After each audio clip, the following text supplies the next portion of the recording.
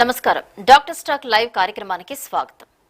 మారుతున్న జీవన శైలి, గంటల తరబడి కంప్యూటర్ల ముందు కూర్చోవడం, వ్యాయామం లేకపోవడం, వెరసి నేటి తరం ఎదుర్కొంటున్న ప్రధాన సమస్య ఎముకలు, నడుము నొప్పి. ఒకప్పుడు వృద్ధాప్యంలో మాత్రమే వచ్చే నడుము నొప్పి ఇప్పుడు 30 ఏళ్ల యువతను కూడా వేధిస్తున్నాయి. నడుము నొప్పి, మెడ నొప్పి, కాళ్లకు వెళ్లే నరాల నొప్పి వంటి సమస్యలు ఇప్పుడు చాలా మందిని ఇబ్బందిని పెడుతున్నాయి. ఈ సమస్యల మూలం చాలా సందర్భాల్లో మన వెన్నెముక అంటే స్పైన్లోనే ఉంటుంది. అసలు స్పైన్ అంటే ఏంటి, దాని పనితీరు ఏంటి, ఎలాగుంటుంది, అలాగే స్పైన్ సమస్యలు రావడానికి గల ప్రధాన కారణాలేంటి, ఇలాంటి సమస్యలకు ఎండోస్కోపిక్ స్పైన్ సర్జరీ ఎప్పుడు చేస్తారు, ఎవరికి చేస్తారు, ఇలాంటి విషయాలు మనకు తెలియజేయడానికి మనతో పాటు స్టూడియోలో ఉన్నారు టీఎక్స్ హాస్పిటల్ కు చెందిన ప్రముఖ recent development spine surgeon doctor Naresh Kumar Gajjala గారు. వారిని అడిగి మరిన్ని విషయాలు తెలుసుకుందాం. మీరు స్క్రీన్ మీద కనిపిస్తున్న నెంబర్స్ కి కాల్ చేయండి. నమస్కారం డాక్టర్ గారు. నమస్తే అండి. డాక్టర్ గారు చెప్పండి, స్పైన్ అంటే ఏంటి, అసలు ఈ సమస్య రావడానికి ప్రధాన కారణం ఏంటి? బేసికల్గా స్పైన్ అంటే లేమన్ టర్మ్స్ లో బ్యాక్ బోన్ అంటాము, వెన్నెముక అంటాం కదా. సో మన బాడీకి మొత్తం సపోర్ట్ చేసేది. అంటే ఇప్పుడు ఇన్వర్టిబ్రేట్ యానిమల్స్ ఉంటాయి, అవి నడవలేవు బేసికల్గా. వాటికి వర్టిబ్రేట్ అంటే మన లాంటి హ్యూమన్ బీయింగ్స్ కి మెయిన్ డిఫరెన్స్ వచ్చేసి spinal cord and vertebral column. So మనము స్ట్రైట్ గా నిల్చోవడం కానీ, కూర్చోవడం కానీ, ఇవన్నీ కూడా చేసేది స్పైన్ వల్ల. సో మనిషి కూర్చున్నా నిల్చున్నా మొత్తం వెయిట్ బేర్ చేసేది స్పైనల్ కాలం. సో మనం ఇప్పుడు కూర్చున్నా కూడా మన బాడీకి రెస్ట్ కాదు, మన స్పైనల్ కార్డ్కి రెస్ట్ కాదనమాట. సో మన హెడ్ నుంచి మిగతా బాడీ వెయిట్ మొత్తం పడేది లోవర్ బ్యాక్ మీదనే. So spine is the back support completely. మనము నిలకడగా నిల్చోవడానికి కానీ, మాట్లాడడానికి, కూర్చొని మాట్లాడడానికి కానీ అన్నిటికీ కూడా స్పైనే కారణం. సో అలాంటి స్పైన్కి మోస్ట్ కామన్గా కావాల్సిన జాగ్రత్తలు ఏంటంటే రెగ్యులర్ స్ట్రెచింగ్ చేసుకోవడం కానీ, బ్యాక్ ఎక్సర్సైజెస్ చేసుకోవడం కానీ. ఫిజికల్ యాక్టివిటీ ఎక్కువ ఉంటే బ్యాక్ పైన యూజువల్గా స్ట్రెంగ్త్ అనేది ఇంకా డెవలప్ అవుతుంది అండ్ దానివల్ల హెల్ప్ అవుతుంది. So in that way we can see.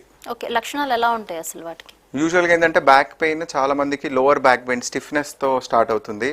Early morning లేవగానే బ్యాక్ పట్టేయడం కానీ, నడవలేకపోవడం కానీ, ఇవన్నీ కామన్గా వచ్చే బ్యాక్ సిమ్టమ్స్. ఎప్పుడైతే నడుము నొప్పి కాళ్ళలోకి లాగుతుందో వాటిని షయాటికా అంటారు. సో వన్ సైడ్ రావచ్చు, 2 కాళ్ళు లాగొచ్చు.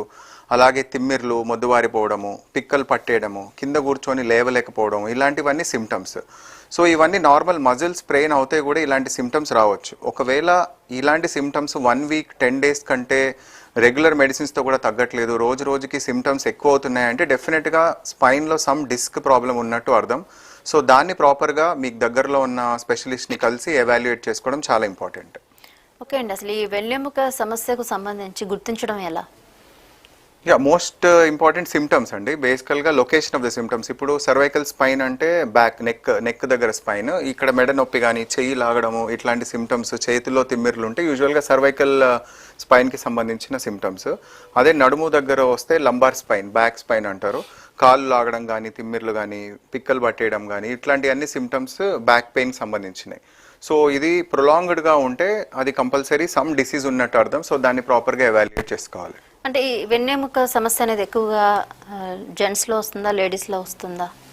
It depends upon the work style. ఇప్పుడు కొంతమంది హౌస్ మెయిడ్స్ ఉంటారు, దో చాలా వరకు కింద కూర్చొని ఉంటారు. టైలర్స్ ఉంటారు, టైలర్స్ కంటిన్యూస్గా కూడా కూర్చొని పనిచేస్తుంటారు మార్నింగ్ వరకు. ఎస్పెషల్లీ మా దగ్గరకు వచ్చే వాళ్ళు బీడీ వర్కర్స్ ఉంటారు, కాళ్ళు బాస్కెట్ వేసుకొని కూర్చుంటారు మార్నింగ్ టు ఈవినింగ్ వరకు. జస్ట్ లంచ్ బ్రేక్ ఒక 10 minutes ఉంటుంది, కంటిన్యూస్గా వంగి చేయడము ఇట్లాంటిది ఉంటుంది.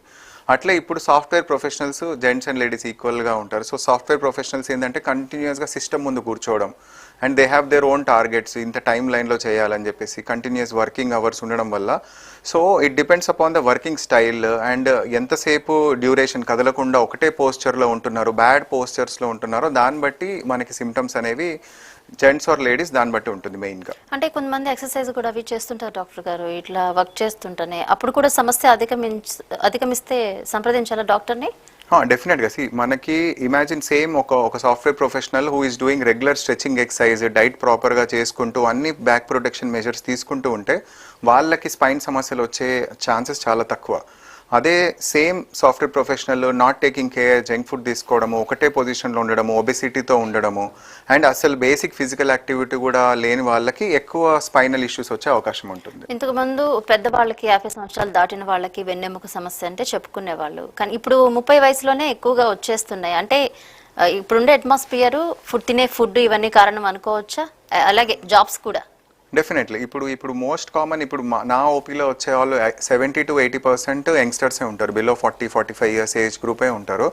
దానికి కూడా మెయిన్ రీజన్ ఏంటంటే ఇప్పుడున్న లైఫ్ స్టైల్ చేంజెసే. మనకి ఇంతకుముందు ఏంటంటే ఒక పర్టికులర్ వస్తువు కావాలన్నా మనం షాపింగ్ కాంప్లెక్స్కి వెళ్ళో ఏదో వాకింగ్ చేసి దానికి సంబంధించిన ఫిజికల్ యాక్టివిటీ చేసేవాళ్ళం. ఇప్పుడైతే అన్ని ఎవ్రీథింగ్ టు ద ఫోన్, ఏది కావాలన్నా ఇంటి దగ్గరికే వచ్చేస్తుంది, ఇన్ ద ఫింగర్ టిప్స్లో ఉంటుంది. సో ఆ బేసిక్ వెళ్ళే షాపింగ్ కాంప్లెక్స్కి వెళ్ళి వాకింగ్కి వెళ్ళి అట్లాంటి హ్యాబిట్స్ కూడా మెల్లమెల్లగా పోవడం వల్ల ఈ లైఫ్ స్టైల్ డిసీజెస్ వల్ల ఇప్పుడు స్పైన్ డిసీజెస్ యంగ్స్టర్స్లో ఎక్కువైపోయింది. అంటే వ్యాయామం అనేది కంపల్సరీ ఉండాలంటారు. Definitely basic stretching at least 30-45 minutes a day, basic walking stretching in any form. Morning కానీ మార్నింగ్ కుదరని వాళ్ళు ఈవినింగ్స్ కూడా చేసుకోవచ్చు. And that is part and parcel not only spine health కాదు, ఓవరాల్ జనరల్ హెల్త్ కూడా చాలా ఇంపార్టెంట్. అంటే ఇప్పుడు వెన్నెముకకి సంబంధించి డిస్క్కి సంబంధించి మధ్య తేడా ఎలా చూడాలి? స్పైన్ అనేది నథింగ్ బట్ స్పైనల్ కార్డ్ అంటే ఏంటంటే మనకి రెండు వర్టిబ్రల్ బాడీస్ బోన్స్ మధ్యలో ఉండేది డిస్క్. ఇప్పుడు మన వెహికల్కి డిస్క్ బ్రేక్స్ ఎలా ఉండి సడన్ ప్రెషర్కి గురి కాకుండా హెల్ప్ చేస్తుందో మన బాడీకి కూడా డిస్క్స్ అనేది అంతే, షాక్ అబ్జార్బర్స్ లాగా. సో ఎప్పుడైతే అబ్నార్మల్ వెయిట్ పడి ఆర్ కాన్స్టెంట్గా రాంగ్ పోస్చర్లో ఉంటుంటే మెల్లమెల్లగా డిస్క్ అరిగిపోవడం జరుగుతుంది. దీన్నే డిస్క్ ప్రొలాప్స్ అంటారు, స్లిప్ డిస్క్ అంటారు, స్పాండైలోసిస్ అంటారు, డిఫరెంట్ టర్మ్స్తో అంటారు. ఓవరాల్గా spine issue is almost disc problem అన్న ఆల్మోస్ట్ సేమ్. దాంట్లో స్టేజెస్ ఉంటాయి మనకి, mild stage, moderate, severe. So mild stages of disc prolapse ఉన్నప్పుడు ఏంటంటే కేవలం మెడిసిన్స్తోని బేసిక్ ఫిజియోథెరపీతో సెట్ అయిపోతాయి. Moderate and severe disc prolapse ఉంటే అది ప్రాపర్గా ఎవాల్యుయేట్ చేసి దానికి తగ్గట్టు మనం నెక్స్ట్ లైన్ ఆఫ్ ట్రీట్మెంట్ తీసుకుంటే మంచిది. అంటే ట్రీట్మెంట్ అంటే ఎలా అండి? సో మనకేంటంటే ఇప్పుడు ఫస్ట్ పేషెంట్స్ ఎవరన్నా మా దగ్గరికి బ్యాక్ పెయిన్తో రాగానే ఇమ్మీడియట్గా వాళ్ళకి ఆబ్వియస్లీ సర్జరీ సజెస్ట్ చేయము. ఫస్ట్ మనము వాళ్ళకి స్కాన్స్ చూసుకొని ఏ స్టేజ్లో డిస్క్ ఇష్యూ ఉంది చూస్తాము. ఒకవేళ వాళ్ళు చేసే బ్యాడ్ పోస్చర్ వల్ల ఆర్ సంబంధించిన రిస్క్ ఫ్యాక్టర్స్ వల్ల వస్తుందంటే ఫస్ట్ ఆ రిస్క్ ఫ్యాక్టర్స్ని కరెక్ట్ చేసుకొని బేసిక్ ఎక్సర్సైజెస్ మెడిసిన్స్తోని చూస్తాము. ఇన్ కేస్ డిస్క్ చాలా సివియర్గా ఉంది అండ్ రెగ్యులర్ మెడిసిన్స్తో కూడా తగ్గట్లేదంటే ఫస్ట్ ఆప్షన్ ఏంటంటే రూట్ బ్లాక్స్ ఇస్తాం, అంటే నర్వ్ రూట్ బ్లాక్స్ అంటాము. జస్ట్ ఎక్స్రే మెషిన్ ద్వారా కరెక్ట్ ఏదైతే నర్వ్ అఫెక్ట్ అవుతుందో అక్కడ నీడిల్ పంపించేసి అక్కడ ఒక లోకల్ అనెస్థీషియా ఏజెంట్ ఇంజెక్షన్ లాగా ఇస్తాము, రూట్ బ్లాక్ అంటారు. That will give lot of relief. అంటే బిఫోర్ గోయింగ్ ఫర్ సర్జరీ అదొక రిజార్ట్ ఉంటుంది. కొంతమందికి ఏంటంటే స్కాన్ చూడంగానే ఇమ్మీడియట్గా వీళ్ళకి సర్జరీ చేయాలి, సర్జరీ చేయకపోతే నష్టం అన్న ఉద్దేశంలోనే ఫస్ట్ ఆప్షన్ సర్జరీ ఇస్తాము. సర్జరీలో మళ్ళీ ఆబ్వియస్లీ లేటెస్ట్ డెవలప్మెంట్స్తో పాటు ట్రెడిషనల్ మెథడ్స్ కూడా ఉంటాయి. పేషెంట్ బట్టి వాళ్ళకున్న డిస్క్ బట్టి మనం ఏది వాళ్ళకి బెస్ట్ సూటబుల్ అనేది వాళ్ళకి కౌన్సిల్ చేస్తాం. అంటే ఇప్పుడు బరువు విపరీతంగా ఉంటే కూడా ఈ సమస్య అధికంగా ఉందని అంటుంటారు, నిజమేనా? డెఫినెట్లీ మనకి పొట్ట అనేది ఒబెసిటీ పెరుగుతున్న, సెంట్రల్ ఒబెసిటీ ముందుకు పెరుగుతున్న కొద్దీ స్పైన్ మీద సెంటర్ ఆఫ్ గ్రావిటీ ముందుకు షిఫ్ట్ అవుతుంది అండ్ వెయిట్ బేరింగ్ అనేది ఎక్కువ అవుతుంది. సో ఓవరాల్గా ఒబెసిటీ ఈజ్ ఎట్లయితే మనకి హార్ట్కి బ్రెయిన్కి అయితే ఏదైతే రిస్క్ ఫ్యాక్టర్ అండ్ స్పైన్కి కూడా డైరెక్ట్గా రిస్క్ ఫ్యాక్టర్, బికాస్ ఫిజికల్గా మనకి బాగా ఓవర్లోడ్ అనేది క్రియేట్ చేస్తుంది స్పైన్ మీద. ఓకే అండి, అంటే లేడీస్ కూడా చాలా మంది ఉబకాయంతో బాధపడుతూ ఉంటారు, వాళ్ళకు కూడా సేమ్ ఇలాగే ఉంటుందా సమస్య? యా, లేడీస్కి ఇంకా ఎస్పెషల్లీ యాడ్ ఆన్ ఉంటుంది. ఎందుకంటే 40-45 ఇయర్స్ వచ్చేసరికి మెనోపాజ్ వస్తుంది. వాళ్ళ హార్మోనల్ ఫ్లక్చువేషన్స్ వల్ల ఆస్టియోపోరోసిస్ అంటే బోన్స్ చాలా వీక్ అయిపోతాయి. సో దానివల్ల they are more prone. Elderly ఫీమేల్స్కి చాలా మంది చూస్తారు, వాకింగ్ చేస్తుంటారు, స్లిప్ అవుతారు, ఇమీడియట్గా వర్టిబ్రల్ బాడీ అంటే స్పైన్ ఫ్రాక్చర్స్ అవుతాయి చాలా మందికి, ఎందుకంటే వాళ్ళ బోన్స్ అవి వీక్ ఉంటాయి కాబట్టి. సో అందుకే ఎల్డర్లీ పర్సన్స్ ఎవరన్నా మా దగ్గరికి ఓపీకి వచ్చిన ఫస్ట్ వాళ్ళకి చెప్పే జాగ్రత్త కింద పడకుండా చూసుకోండి అని చెప్తాం. కింద పడకుండా ఉంటే most of the major issues కాకుండా ఉంటాయి. ఓకే డాక్టర్ గారు, ఇప్పుడు చాలా మంది కొంతమందికి యాక్సిడెంట్స్ అవుతూ ఉంటాయి, అందులో వెన్నెముక దెబ్బతింటూ ఉంటుంది, వాళ్ళకి ఎటువంటి ట్రీట్మెంట్ ఇస్తారు అసలు? సో మళ్ళీ సేమ్ స్పైన్ ఫ్రాక్చర్స్ అనేది వెరీ కాంప్లెక్స్ టాపిక్. అది మనకు బ్రీఫ్గా ఇప్పుడున్న టైం తగ్గట్టు చెప్పాలంటే దాంట్లో మైనర్ ఇంజురీస్ స్పైనల్ కార్డ్ యొక్క బాడీ చూసుకుంటాము.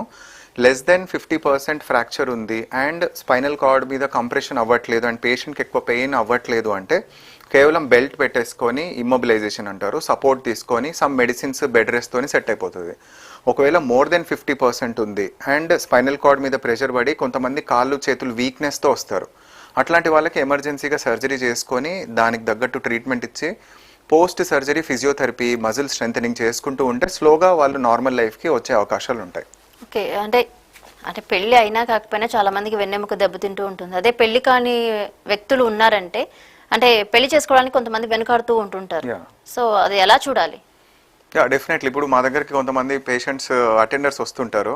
సార్ ఇట్లా మాకు ఒక సంబంధం వచ్చింది మా పాపకి, ఆ అబ్బాయికి 2 years బ్యాక్ స్పైన్ సర్జరీ అయిందంట, వాళ్ళు పెళ్లి చేసుకోవచ్చా లేదా అని అడుగుతారు. సో యూజువల్గా స్పైనల్ కార్డ్ ఇప్పుడు మనం చేసే డిస్క్ సర్జరీస్కి కానీ స్పైన్ ఫిక్సేషన్స్ కానీ సెక్షువల్ ఫంక్షన్ కానీ రిప్రొడక్టివ్ ఫంక్షన్ కానీ యూజువల్గా అఫెక్ట్ కాదు. సినిమాల్లో చూపించినట్టు ఇది అయిపోగానే ఇంకా వీళ్ళు ఎందుకు పనికిరాడు అన్న ఒక అపోహలు అనేది అది రాంగ్. సో ఈవెన్ నేను చేసిన ఆపరేషన్ చేసిన పేషెంట్స్ సింగరేణి వర్కర్స్ ఉన్నారు, ఆర్టీసీ డ్రైవర్స్ ఉన్నారు, మళ్ళీ వాళ్ళ లైఫ్కి వెళ్ళి బస్సెస్ నడుపుకున్నారు, సింగరేణి మైన్స్లో పనిచేసిన వాళ్ళు కూడా చాలామంది ఉన్నారు. So they can get back to there normal life spine surgery అయినాక కూడా. కమింగ్ టు యువర్ క్వశ్చన్, డెఫినెట్గా సెక్షువల్ ఫంక్షన్ కానీ రిప్రొడక్టివ్ ఫంక్షన్ కానీ మ్యారేజ్ పరంగా స్పైన్ సర్జరీ చేయడం వల్ల వాళ్ళు అర్హులు కాదని చెప్పడానికి లేదు. అది of course individual choice. But కేవలం ఆ ఫ్యాక్టర్ వల్లే నో అనుకుంటే మీరు మళ్ళీ ఒకసారి ఆలోచించుకోవాల్సి వస్తుంది. ఓకే అండి, మరి ఈ వెన్నెముక సమస్య ఉన్నవారు ఎటువంటి జాగ్రత్తలు తీసుకోవాలి, ఆడవాళ్ళు? యా, సో ఓవరాల్గా ఏంటంటే ఫస్ట్ మేము చెప్పేది ఏంటంటే కింద కూర్చోవద్దు. అంటే కాళ్ళు ముడుచుకొని కూర్చుంటారు కదా, కింద కూర్చోవడం వల్ల మనకి షయాటిక్ నర్వ్ మీద బాగా ప్రెషర్ పడి లాగుతూ ఉంటుంది. సో అట్లాంటి వాళ్ళు చిన్న స్టూల్ వేసుకొని ఆర్ టేబుల్ మేట్ లాగా పెట్టుకొని దాన్ని మన ముందు కూరగాయలు కట్ చేసుకోవడం కానీ ఏది ఉన్నా కూడా కూర్చొని చేసుకోవాలి ఫస్ట్ థింగ్. నెక్స్ట్ థింగ్ ఏంటంటే మనకి food most important. Calcium rich foods కానివ్వండి ఆర్ వ్యాయామం స్ట్రెచింగ్ ఎక్సర్సైజ్ చేసుకోవడము ఇట్లాంటివి చేసుకోవాలి. అండ్ ప్రిఫరబ్లీ లిఫ్ట్స్ వాడమని చెప్తాము. వెస్టర్న్ టాయిలెట్స్ యూజ్ చేయాలి. ఎక్కువ ఇండియన్ టాయిలెట్స్ కంటే ఎక్కువ వెస్టర్న్ టాయిలెట్స్ యూజ్ చేస్తే స్పైన్ మీద ప్రెషర్ అనేది తక్కువ ఉంటుంది. అండ్ వెయిట్ లిఫ్టింగ్, ఒక 5 kg బరువు 10 kg బరువు ఒకటేసారి బెండ్ చేసి సడన్గా లిఫ్ట్ చేస్తే కూడా వాళ్ళకి బ్యాక్ మీద ప్రెషర్ పడుతుంది.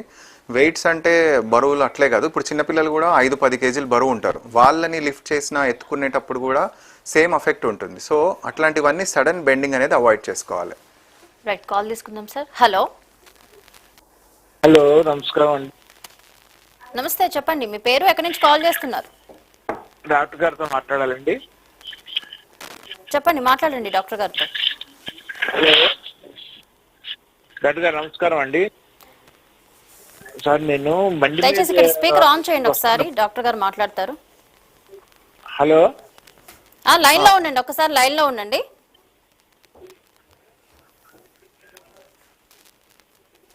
మాట్లాడండి. నమస్తే అండి, చెప్పండి. నమస్కారం డాక్టర్ గారు. నమస్తే. బండి మీద వెళ్ళి వస్తుంటానండి.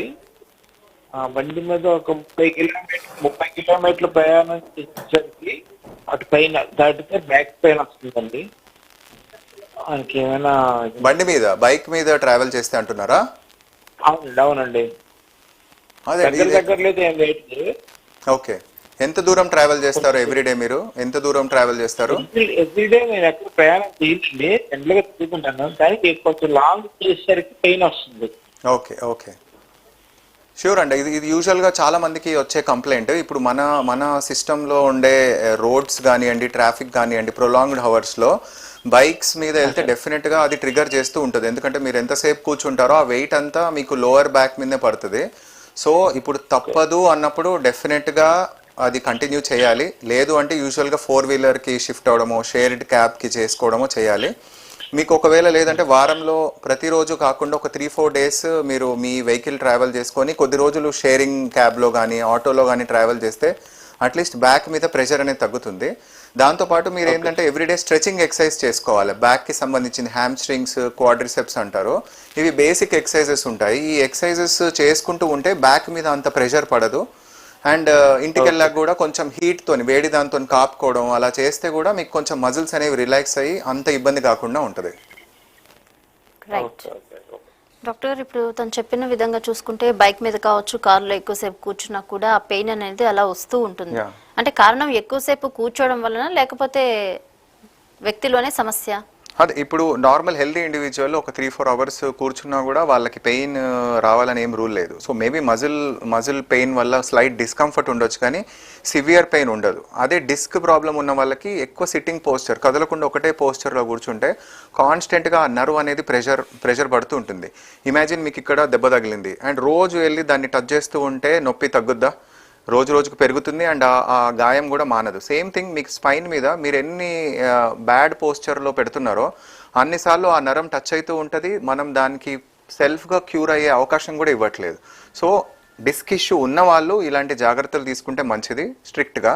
అండ్ వేరే వాళ్ళు కూడా ఇప్పుడు కాన్స్టెంట్గా ఒక 1 అవర్ ఒక పోస్చర్లో ఉన్నారంటే try to get up move around, అటు ఇటు జరగడం, స్ట్రెచింగ్ చేసుకోవడం, మళ్ళీ మీ పోస్చర్కి వస్తే ఇది ప్రివెన్షన్ లాగా హెల్ప్ అవుతుంది. ఓకే అండి, కాల్ తీసుకుందాం. Hello hello madam. నమస్తే అండి, మీ పేరు ఎక్కడి నుంచి కాల్ చేస్తున్నారు? నా పేరు శ్రీనివాస్ మేడం, వైజాగ్ నుంచి మాట్లాడుతున్నాను. డాక్టర్ గారితో మాట్లాడండి. నమస్తే డాక్టర్ గారు. నమస్తే సార్, చెప్పండి. నాకు 15 days బ్యాక్ నుంచి వెన్నునొప్పి వస్తుంది. ఓకే, మీకు ఏమైనా దేని వల్ల వస్తుంది అట్లా చెప్తాను. ఏమన్నా లాంగ్ జర్నీ కానీ లేకపోతే ఎక్కువ స్ట్రెయిన్ అవ్వడం, రోజువారీ పనుల కంటే కొంచెం ఎక్కువ స్ట్రెయిన్ అట్లా ఏమైనా అయిందా అండి? లాస్ట్ 15 days ముందు, ఇది స్టార్ట్ అవ్వక ముందు ఎలా స్టార్ట్ అయింది అని చూసుకోవాలి. Up and down 60 kilometers journey ఉంటుంది, ఆఫీస్ లో చేస్తాను. సో మోస్ట్ కామన్ ఇదే ఉంటుందండి, జర్నీ తప్పదు ఆబ్వియస్లీ. కొన్నిసార్లు మనకేంటంటే వేరే వాళ్ళు, ఇప్పుడు గవర్నమెంట్ టీచర్స్ కూడా చాలా మంది మా దగ్గరకు వస్తుంటారు. వాళ్ళ ప్లేస్ ఆఫ్ వర్కింగ్ చాలా దూరం ఉంటుంది, వర్క్ ఆల్మోస్ట్ 20-30 kilometers ఉంటుంది. సో వాళ్ళకి ఫస్ట్ ఇచ్చే అడ్వైస్ అయితే ఆబ్వియస్లీ మీరు ఇల్లన్నా షిఫ్ట్ కావాలి అటువైపు, ఎందుకంటే జాబ్ షిఫ్ట్ చేయలేరు కాబట్టి. సో మీకు ఒకవేళ వర్కింగ్ ప్లేస్ షిఫ్ట్ చేసుకునే ఛాన్స్ ఉంటే ఫస్ట్ ఆప్షన్ అది. లేదు అంటే మీరు దగ్గర ప్లేస్కి మూవ్ అవ్వడం, ట్రావెల్ తగ్గించుకోవడం ఇంపార్టెంట్. ఎందుకంటే ఒక్క రోజులో అయ్యేది కాదు కదా, ఎవ్రీడే ట్రావెల్ చేయాలి అంటే కొంచెం మనం హెల్త్ అనేది కాంప్రమైజ్ కాకుండా అదర్ విషయాలలో కొంచెం కాంప్రమైజ్ కావాల్సి వస్తుంది. అండ్ పెయిన్ సివియర్గా వస్తుందంటే ఆబ్వియస్లీ మీకు దగ్గరలో ఉన్న స్పెషలిస్ట్ని ఒకసారి కలవండి. వాళ్ళు దాని తగ్గట్టు మీ ఎక్స్రే చేయడము ఆర్ మీకు పర్సనల్గా క్లినికల్గా ఎగ్జామిన్ చేసి నిజంగా సివియర్గా ఉంటే నెక్స్ట్ ఏం చేయాలో సజెషన్స్ అనేది ఇస్తారు. ఓకే సార్, సార్, దీనికి గ్యాస్ట్రిక్ ఏమైనా ఎఫెక్ట్ ఉంటుందా? గ్యాస్ట్రిక్ అంటున్నారా? గ్యాస్ట్రిక్ డైరెక్ట్ దీనివల్ల గ్యాస్ట్రిక్ ఎక్కువ ఉన్నప్పుడు వెనక ఆగుతుంది బాగా. అదే డైరెక్ట్ లింక్ కాదండి, మేబీ అది మీరు అబ్జర్వ్ చేసిన కోఇన్సిడెన్స్ అయి ఉండొచ్చు. డైరెక్ట్గా అయితే మనకి గ్యాస్ అవుతే ఛాతీ దగ్గర వెనక సైడ్ బర్న్ అవుతుంది కానీ నడుము దగ్గర అనేది కాదు, ఛాతీ నుంచి వెనక భాగంలోకి వెళ్తుంది అలాంటిది. సో అట్లున్నప్పుడు ఆబ్వియస్లీ గ్యాస్ట్రైటిస్ కూడా మనము దాన్ని ప్రాపర్గా ట్రీట్ చేసుకోవాల్సి వస్తుంది.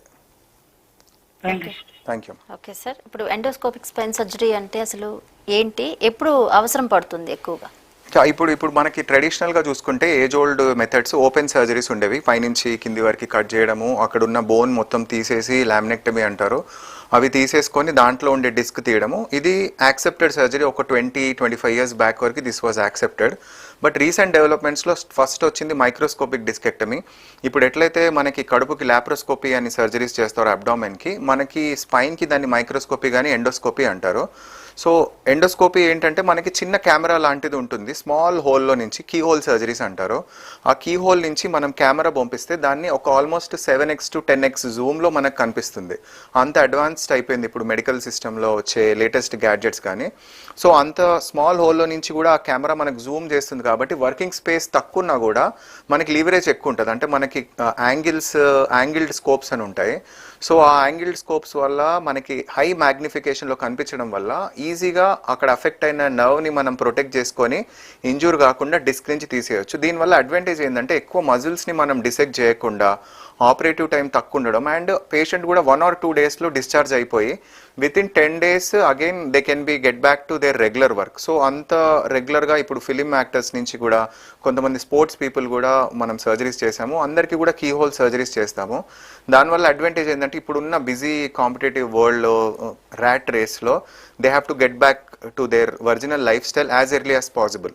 సో దానికి ఆన్సర్ వచ్చేసి ఎండోస్కోపిక్ కీ హోల్ సర్జరీస్. దాంట్లో కూడా ఇప్పుడు లేటెస్ట్ డెవలప్మెంట్స్ చాలా వస్తున్నాయి. డిపెండింగ్ అపాన్ ద పేషెంట్స్ మనము వాళ్ళకి ఏది కరెక్ట్గా మ్యాచ్ అవుతుందనేది చూసుకొని we will plan for that. అంటే ఇది వయసు పైబడిన వాళ్ళకి కూడా ఉపయోగపడుతుంది అంటారా? వయసు పైబడిన వాళ్ళకి ఇంకెక్కువ యూస్ఫుల్ అవుతుంది, ఎందుకంటే వాళ్ళే ఆపరేటివ్ డ్యూరేషన్ ఎక్కువ తట్టుకోలేరు, ఆపరేటివ్ స్ట్రెస్ ఎక్కువ తట్టుకోలేరు.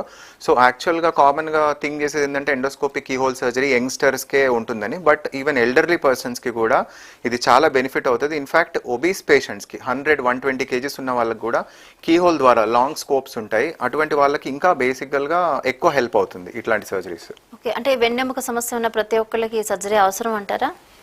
యూజువల్గా అది కూడా కామన్గా జనరల్గా న్యూరో సర్జన్స్ దగ్గరికి రావాలంటే రాగానే సర్జరీ సజెస్ట్ చేస్తారు అనుకుంటారు, that is common myth. So మనము యూజువల్గా ఇప్పుడు మా ఓపిక వచ్చే వాళ్ళ దాంట్లో 90%కి వితౌట్ సర్జరీయే మేనేజ్ చేస్తాం. ఎందుకంటే వాళ్ళకి ఎర్లీ స్టేజెస్లో వస్తారు, కొంతమందికి మోడరేట్ స్టేజ్ ఉంటుంది, అండ్ ఇంతకుముందు చెప్పినట్టు రిస్క్ ఫ్యాక్టర్స్ ఉంటాయి. అవన్నీ కరెక్ట్ చేసుకుంటూ మెడిసిన్స్ వాడుకుంటూ ఫిజియోథెరపీ చేసుకుంటే చాలా మందికి తగ్గుతుంది. ఎవరైతే ఈ ఎర్లీ స్టేజెస్లో నెగ్లెక్ట్ చేస్తారో, ప్రాపర్గా ప్రికాషన్స్ తీసుకోకుండా రోజు రోజుకి ఆ ఇబ్బందిని ఇంకా నెగ్లెక్ట్ చేస్తారో వాళ్ళే సర్జరీకి వెళ్తారు. కొన్ని స్కాన్స్ ఏంటంటే చూడగానే ఇమ్మీడియట్గా సర్జరీ చేయాలి, లేకపోతే చాలా హై రిస్క్ అన్నట్టు. ఇప్పుడు ఏదైనా కూడా బెనిఫిట్స్ వర్సెస్ రిస్క్ రేషియో చూసుకుంటాం. మీరు ఒక కంపెనీ ఉంది, దాంట్లో మీరు 90% లాస్ అవుతారు అంటే దాంట్లో ఇన్వెస్ట్ చేస్తామా? చేయం. సేమ్ థింగ్ ఇప్పుడు సర్జరీ వల్ల 90% రిస్క్ ఉంది, 10% బెనిఫిట్ ఉంది అంటే ఆబ్వియస్లీ వాళ్ళని సర్జరీకి పుష్ చేయం. అదే మనకి 99% బెనిఫిట్ ఉంది, 1% మాత్రమే రిస్క్ ఉంది, దానివల్ల ఉపయోగం ఎక్కువ అంటే 100% వాళ్ళకి సర్జరీకి మనం మోటివేట్ చేస్తాము. అండ్ దానివల్ల వాళ్ళు కరెక్ట్ డిసిషన్ తీసుకోవడానికి హెల్ప్ అవుతుంది. అంటే వాళ్ళకి ఇంకా ఏదైనా హెల్త్ పరంగా సమస్య ఉంటే కూడా, ఫర్ ఎగ్జాంపుల్ షుగర్ కావచ్చు, బీపీ కావచ్చు, అలాంటి వాళ్ళకి అదే అవన్నీ పెరుగుతున్న కొద్దీ రిస్క్ అనేది పెరుగుతుంటుంది. ఇప్పుడు అన్కంట్రోల్ షుగర్ ఉంటుంది, బీపీ ఉంటుంది, హార్ట్ డిసీజ్ ఉంటుంది, కొంతమంది ఆల్కహాలిక్ పేషెంట్స్ ఉంటారు, లివర్ ప్రాబ్లం ఉంటుంది. ఏవన్నీ మనకి అదర్ ప్రాబ్లమ్స్ పెరుగుతుంటాయో స్పైన్ పరంగా రిస్క్ అనేది అంత పరంగా పెరుగుతుంది. స్పైన్ అని కాదు, దానివల్ల అనెస్థీషియా ఇస్తాం మనం. జనరల్గా స్పైన్ సర్జరీ చేసినప్పుడు అనెస్థీషియా ఇస్తాం కదా, అనెస్థీషియా వల్ల వచ్చే కాంప్లికేషన్స్ ఎక్కువ అవుతాయి. స్పైన్ సర్జరీ టెక్నిక్ ఏం మారదు, డ్యూరేషన్ ఏం మారదు, అండ్ సక్సెస్ రేట్ మారదు. బట్ అదర్ రిస్క్ ఫ్యాక్టర్స్, ఇప్పుడు షుగర్స్ అన్కంట్రోల్డ్ ఉన్నాయి, అప్పుడు ఏమవుతుంది, అనెస్థీషియా టైం ప్రొలాంగ్ అవుతుంది, వూండ్ ఇన్ఫెక్షన్స్ అయ్యే అవకాశం ఉంటుంది. సో రిస్క్ ఫ్యాక్టర్స్ పెరుగుతున్న కొద్దీ సక్సెస్ రేట్స్ అనేవి కొంచెం కొంచెం తగ్గుతూ ఉంటాయి. అంటే ఈ ఎండోస్కోపిక్ సంబంధించి దీని పాత్ర ఎలా ఉంటుందండి చికిత్సా విధానానికి సంబంధించి అప్పుడు అట్లాంటి కండిషన్స్లో అంటున్నారా? డెఫినెట్గా ఇప్పుడు అలాంటి సిచ్యువేషన్స్లో ఉన్నప్పుడు మనము రిస్క్ ఫ్యాక్టర్స్ తగ్గించుకొని రెగ్యులర్ ఓపెన్ ట్రెడిషనల్ సర్జరీస్కి వచ్చే కాంప్లికేషన్స్ కంటే ఎండోస్కోపిక్ వల్ల వచ్చే కాంప్లికేషన్స్ తక్కువ ఉంటాయి. కాబట్టి చూస్ చేసుకుంటాం ఈ పేషెంట్కి దేనివల్ల బెనిఫిట్ ఎక్కువ అవుతుంది అనేది మనం ఒక్కొక్క పేషెంట్కి టైలర్ చేసుకోవాలి. ప్రతి జబ్బుకి ఒకటే మందు కాదు కదా. సో సేమ్ థింగ్ ప్రతి స్పైన్ సర్జరీకి ఒకటే మోడ్లో ఉండదు. పేషెంట్ తగ్గట్టు ఆ రిస్క్ ఫ్యాక్టర్స్ వాళ్ళకు ఉండే లైఫ్ స్టైల్ బట్టి మనము మోడ్ ఆఫ్ మేనేజ్మెంట్ అనేది చేంజ్ చేసుకుంటూ ఉంటాము. అది ఇండివిజువల్ బట్టి చేంజ్ అవుతూ ఉంటుంది. ఓకే అండి, కాల్ తీసుకుందాం. హలో హలో, నమస్తే అండి. మేడం నమస్కారం అండి. మీ పేరు, ఎక్కడి నుంచి కాల్ చేస్తున్నారు? మేడం నా పేరు కుమార్ అండి. ఓకే కుమార్ గారు, నేను హైదరాబాద్ నుండి డాక్టర్ గారితో మాట్లాడండి. నమస్తే అండి, చెప్పండి. సార్ నమస్కారం సార్. యా సార్ నేను సాఫ్ట్వేర్ కంపెనీలో వర్క్ చేస్తాను. ఓకే. నాకు బ్యాక్ పెయిన్ ఈ మధ్య చాలా ఎక్కువ అవుతుంది సార్. ఓకే. ఆ బ్యాక్ పెయిన్ ఇచ్చేలే నేను పెయిన్ కిల్లర్స్ అంటే మామూలుగా బ్యాక్ పెయిన్ అనేది మెడికల్ వేసుకున్నప్పుడు రిలీఫ్ ఉంటుంది, తర్వాత పెయిన్ మళ్ళీ 2 days మళ్ళీ పెయిన్ రిపీట్. ఓకే. నార్మల్గా ఎన్ని అవర్స్ కూర్చుంటారు సార్ మీరు ఎట్ ఎ స్ట్రెచ్? ఇప్పుడు మామూలుగా వర్క్ స్టార్ట్ అయినప్పుడు మీరు సిస్టమ్ ముందు కూర్చుంటారు కదా, యూజువల్గా ఎన్ని అవర్స్ అలా కంటిన్యూస్గా కూర్చుంటారు వితౌట్ మూవింగ్? మార్నింగ్ 10 to 7 వరకు కూర్చుంటాను. Morning 10 to evening 7 వరకా? సో అంటే ఆ లైఫ్ స్టైల్ బట్టే మనం ఎక్స్ప్లెయిన్ చేయొచ్చు సార్. అందుకే ఇందాక నుంచి మనం ఫోకస్ చేసేది కేవలం లైఫ్ స్టైల్ అండ్ పోస్చర్ గురించే. ఇది 100% మీలాంటి వాళ్ళకి హెల్ప్ చేయడానికే ఇలాంటి ఇంటర్వ్యూస్ కానీ ఆర్ హెల్త్ అవేర్నెస్ చేయడానికి. సో అంటే మీకు ఇప్పుడు ఉన్న రిస్క్ ఫ్యాక్టర్స్లో మెయిన్ రిస్క్ ఫ్యాక్టర్ ఏంటంటే కంటిన్యూస్గా కూర్చోవడము, బ్యాక్ ప్రొటెక్షన్ సరిగా లేకపోవడం. సో మీరు ఏంటంటే అర్గోనామిక్స్ చూసుకోవాలి. మీరు కూర్చునే చైర్ కరెక్ట్గా ఉందా, మీరు వాడే సిస్టమ్ ఎగ్జాక్ట్లీ మీ నెక్ లెవెల్లో మానిటర్ లెవెల్ ప్రాపర్గా ఉందా లేదా చెక్ చేసుకోవాలి. అండ్ ఎవ్రీ 1 or 2 అవర్స్కి యూ ప్లీజ్ మేక్ ష్యూర్ మీరు తాగే వాటర్ కానీ దూరంగా పెట్టుకోండి, మీకు యాక్సెసిబుల్గా పెట్టుకోవద్దు. ఒక 1-2 అవర్స్కి లేవడం, కొంచెం దూరం వెళ్ళి వాటర్ తాగడము, స్ట్రెచింగ్ చేసుకొని మళ్ళీ వచ్చి కూర్చోవడం, ఇలాంటి వాటి వల్ల ఏమవుతుందంటే మీరు ఆ సైకిల్ని బ్రేక్ చేసినట్టు అవుతుంది. అండ్ డైలీ కంపల్సరీ మీకు మార్నింగ్ కుదరకపోతే ఈవినింగ్ అన్నా కూడా బెడ్ మీద కూడా మీరు స్ట్రెచింగ్ ఎక్సర్సైజ్ చేసుకోవచ్చు. Basic stretchings 15 minutes a day మీరు స్పెండ్ చేస్తే 90% ఆఫ్ ద ప్రాబ్లం తగ్గుతుంది. ఎందుకంటే మోస్ట్ ఆఫ్ ద పెయిన్ ఈ సాఫ్ట్వేర్ ప్రొఫెషనల్స్కి ఉండేది మజిల్ టైట్నెస్ వల్ల, మజిల్ స్పాజమ్స్ వల్ల ఉంటుంది, not because of the disc. ఎందుకంటే మీరు ఒకవేళ 2 days అవ్వగానే 2 days టాబ్లెట్ వేసుకుని రిలీఫ్ ఉంటుంది. 2 days యా కరెక్ట్. బట్ మనం కంటిన్యూస్గా టాబ్లెట్ వేసుకోలేము కదా, that is not the permanent solution. మరీ సివియర్ పెయిన్ ఉన్నప్పుడు వేసుకొని కొంచెం మీకు దగ్గరలో ఉన్న కన్సల్టెంట్ని ఒకసారి కలిసేసి మీరు ఎవాల్యుయేట్ చేయించుకోవాలి. ఒకవేళ ఇఫ్ ద పెయిన్ మీకు ఏదైతే ఉందో మీ రెగ్యులర్ క్వాలిటీ ఆఫ్ లైఫ్ని అఫెక్ట్ చేస్తుంది, డిస్టర్బ్ చేస్తుంది అంటే డెఫినెట్గా దాన్ని ఒకసారి ఎవాల్యుయేట్ చేసుకుంటే మంచిది. ఓకే ఓకే అండి. ఓకే సార్, ఇప్పుడు ఈ సర్జరీకి సంబంధించి నరాలకి ఏమైనా సమస్య ఉంటుందా? కొంతమంది అపోహ అయితే అలా అనుకుంటూ ఉంటుంది. యా సో జనరల్గా ఏంటంటే స్పైన్ సర్జరీ అంటే కూడా ఇప్పుడు ఎస్పెషల్లీ విలేజ్ బ్యాక్గ్రౌండ్ కానివ్వండి, ఈవెన్ ఇప్పుడు ఎక్కువ చాట్ జీపీటీ అవన్నీ యూజ్ చేస్తున్నారు చాలామంది, జెమినై చూస్తున్నారు. ఒక పర్టికులర్ సర్జరీ ఏదైనా సజెస్ట్ చేసినా, ఒక మెడికల్ కండిషన్ ఏదైనా చూసినా ఇమీడియట్గా వాళ్ళు చాట్ జీపీటీలో పెట్టేసేసి what can be the possibilities అని అంటారు. సో ఇప్పుడు లిటరేచర్ ప్రకారం ఏమొస్తుందంటే రేర్ కాంప్లికేషన్స్ కూడా అది చూపించేస్తుంది. మీ కాలు పడిపోవచ్చు అని చాట్ జీపీటీలో చెప్తుంది స్పైన్ సర్జరీ తర్వాత, కానీ యాక్చువల్గా ఎంత పర్సెంటేజ్ అది మనం కనుక్కోవాలి. 0.01% ఆర్ 1% మ్యాక్సిమం కాంప్లికేషన్స్ వచ్చేది. ఇంకొకటి ఏంటంటే ఇప్పుడు ఒక ఊర్లో ఒక 10 మంది సర్జరీ చేసుకున్నారు, 9 మందికి మంచిగా అయింది, ఒకరికి సరిగ్గా కాలేదు. ఈ 9 మంది వాళ్ళ పనులు మళ్ళీ చేసుకొని బిజీ అయిపోతారు. ఈ ఒక్కడు మాత్రం ఏం చేస్తాడో ఊరంతా వెళ్ళేసి నాకు సర్జరీ సరిగ్గా కాలేదు అంటారు. సో సొసైటీలో బ్యాడే ఫాస్ట్గా స్ప్రెడ్ అవుతుంది. కాబట్టి మనము సర్జరీ చేయకపోతే ఎంతమంది నష్టపోయారో మాకు తెలుసు, లేట్గా వచ్చి ఎంతమంది కాంప్లికేషన్ అయిందో మాకు తెలుసు. సో సర్జరీ ప్రాపర్ టెక్నిక్తో చేసి, ప్రాపర్ వేలో చేసి, ప్రాపర్ మెథడ్తో చేస్తే డెఫినెట్గా కాంప్లికేషన్స్ అయితే అసలు రావు. 99% రాదు. 1% వస్తుంది అంటే అది పేషెంట్ రిలేటెడ్ ఫ్యాక్టర్స్ అయి ఉండొచ్చు, ఆర్ కొన్ని టెక్నికల్ ఇష్యూస్ ఉంటాయి, అవి ఇండివిజువల్గానే మనం డిస్కస్ చేయగలుగుతాం. ఓకే సార్, ఇప్పుడు టీఎక్స్ హాస్పిటల్కు సంబంధించిన ఏవి ఒకసారి చూద్దాం. ఏవి ప్లీజ్.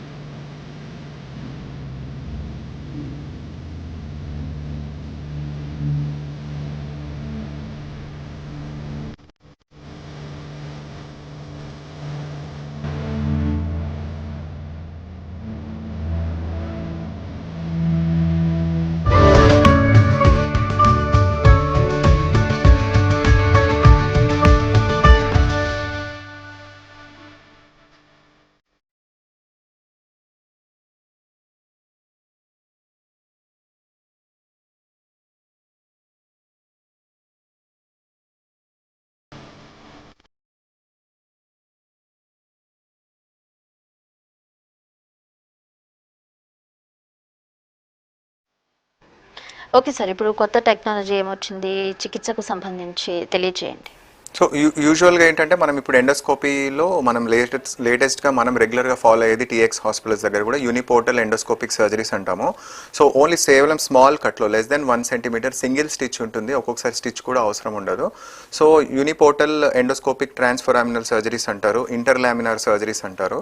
ఇప్పుడు లేటెస్ట్గా బైపోర్టల్ కూడా వచ్చింది, అండ్ కొన్నిసార్లు మనం రోబోటిక్స్ కూడా దీంట్లో వాడతాము. ఇప్పుడు ఇంకా ఫుల్గా డెవలప్ కాలేదు, బట్ రోబోటిక్స్ వేరే బ్రాంచెస్లో ఉన్నంత న్యూరో సర్జరీలో లేదు, కానీ బట్ కమింగ్ డేస్లో ఇంకా ఆర్టిఫిషియల్ ఇంటెలిజెన్స్తో కలిపి ద లేటెస్ట్ టెక్నాలజీ స్పైన్లో ఇంకా ఎవాల్వ్ అవుతూనే ఉంటుంది. సో యాజ్ ఆఫ్ నౌ మాత్రము మినిమల్ ఇన్వేజివ్గా చేసే స్పైన్ టెక్నిక్స్లో మోస్ట్ కామన్గా మేము వాడేది ఎండోస్కోపిక్ ప్రొసీజర్స్. ఓకే సార్, ఇప్పుడు చూసుకుంటే చాలా మంది ఫేస్బుక్, ఇన్స్టా చూసి వచ్చే వాళ్ళు కూడా చాలా మంది ఉంటారు. ఇంకా ఎవరైనా రావాలి మీ దగ్గరకు అనుకుంటే మీ వాటికి సంబంధించి ఒకసారి తెలియచేయండి. ఫేస్బుక్ కావచ్చు, ఇన్స్టాగ్రామ్ కావచ్చు, ఏదైనా. షూర్ అండి. అయితే నేను రీసెంట్ కూడా there was one old lady, వాళ్ళ గ్రాండ్ డాటర్ ఇన్స్టాగ్రామ్లో మా వీడియోస్ చూసేసి, ఐఎమ్ నాట్ ఎగ్జాజరేటింగ్, వాళ్ళ గ్రాండ్ డాటర్ చూసి వాళ్ళ గ్రాండ్ మదర్ని ఆల్మోస్ట్ వెస్ట్ గోదావరి జిల్లా నుంచి they came to Hyderabad just because of ఒక వీడియో చూసి వాళ్ళకి చెప్పిన విధానం నచ్చి, ఒక జెన్యూనిటీ చూసి. సో నవేడేస్ ఇప్పుడున్న సోషల్ మీడియా ప్లాట్ఫామ్ ఆబ్వియస్లీ మంచికి యూజ్ చేయొచ్చు, నెగిటివ్గా కూడా యూజ్ చేయొచ్చు. నాదైతే డాక్టర్ నరేష్ కుమార్ గజ్జల అని ఉంటుంది ఇన్స్టాగ్రామ్లో, you can please follow that. దాంట్లో నా main focus is to tell about the prevention. Disease వచ్చాక ట్రీట్ చేయడం కాదు, డిసీజ్ రాకుండా చూడడమే డాక్టర్ యొక్క ప్రధాన లక్షణం అండ్ ప్రధాన టార్గెట్ అయి ఉండాలి ప్రతి ఒక్కరికి. So do follow that and always remember N for neuro, N for Naresh. చెప్తున్నారు కదా డాక్టర్ గారిని సంప్రదించాలి టీఎక్స్ హాస్పిటల్లో అనుకుంటే స్క్రీన్ మీద కనిపిస్తున్న పర్సనల్ నెంబర్స్ కూడా కాల్ చేసి అపాయింట్మెంట్ తీసుకొని మీరు సంప్రదించవచ్చు. డాక్టర్ గారు, ఫైనల్గా చెప్పండి, ఈ వెన్నెముక సంబంధించి యువతకు మీరు ఇచ్చే సలహాలు, సూచనలు ఏంటి? ఫుడ్ విషయంలో కావచ్చు, ఇప్పుడున్న సమాజంలో వాటికి సంబంధించి కావచ్చు, వర్క్ విషయంలో సలహాలు, సూచనలు ఇవ్వండి. సో మెయిన్ మోస్ట్ ఇంపార్టెంట్ గుర్తుపెట్టుకోవాల్సింది స్పైన్ ప్రాబ్లమ్స్ ప్రివెంట్ చేయొచ్చు. ఇప్పుడు కొన్ని హార్ట్ అటాక్స్ ఉంటాయి, కొన్ని డిసీజెస్ మన చేతిలో ఉండవు, అది బ్యాడ్ లక్ అంతే. But spine causes almost 99% man made ఉంటాయి. So most important, please get up move around daily half an hour to 45 minutes stretching exercise చేయండి. ఒబెసిటీకి దూరంగా ఉండండి. స్మోకింగ్ అనే అడిక్షన్స్, ఆల్కహాల్ అనే అడిక్షన్స్కి దూరంగా ఉండండి. అండ్ మోస్ట్ ఇంపార్టెంట్ చెప్పినట్టు డైట్, ఒబెసిటీ పెరగకుండా స్ట్రెచింగ్ ఎక్సర్సైజ్ చేసుకుంటూ ఆన్ టైం మీకు ఒకవేళ సిమ్టమ్స్ వస్తే ఇమీడియట్గా కన్సల్ట్ అయ్యి ప్రాపర్ అడ్వైస్ తీసుకుంటే స్టార్టింగ్ స్టేజ్లోనే దాన్ని మనము కర్బ్ చేయొచ్చు అండ్ అది పెరగకుండా చూసుకోవచ్చు. ఓకే డాక్టర్ గారు, అలాగే ఈ ట్రీట్మెంట్కి సంబంధించి కొత్తగా ఏమేమి అందుబాటులో ఉన్నాయో చాలా చక్కగా తెలియజేశారు. మా కాలర్స్ కూడా చాలా చక్కగా చెప్పారు. Thank you so much. Thank you. చూసారు కదండి, ఇది ఇవాల్టి doctor stock. Keep watching CVR Health.